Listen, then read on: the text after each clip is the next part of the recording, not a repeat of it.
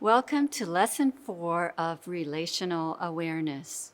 I trust God has been speaking to you in our studies so far.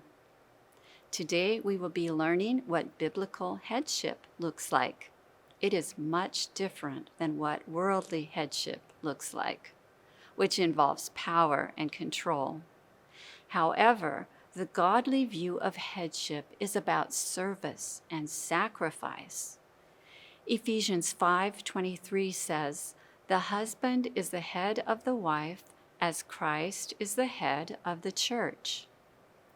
How does Christ exercise headship over his bride, the church?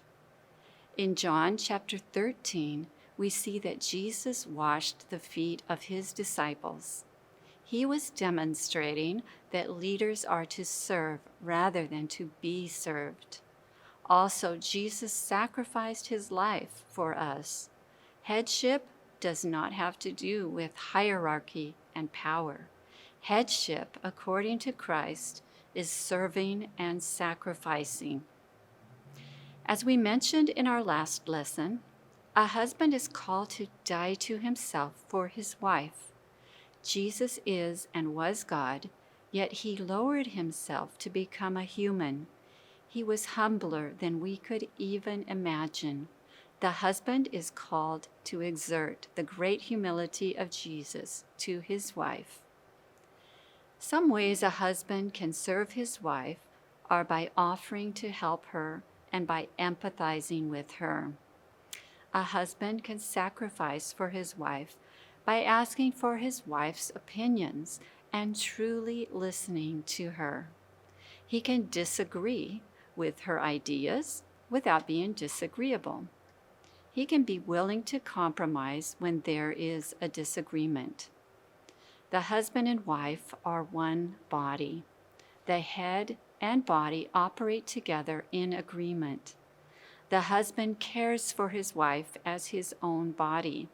The head serves the body and protects the body from harm. The head and body serve each other. In the same way that our relationship with Christ is a partnership, so our relationship with our spouse is a partnership. In a relationship where there is abuse, the victim fears the spouse. When a husband follows the model of Christ's headship with his body, his wife has no reason to be afraid of him. In today's lesson, we have an exercise that helps us identify aspects of relationships. If we go along with our sinful nature, we will operate selfishly in relationships. When we operate selfishly, we can easily slip into some abusive behaviors. Let's strive to always operate through kindness. Remember, if you can be anything, choose to be kind.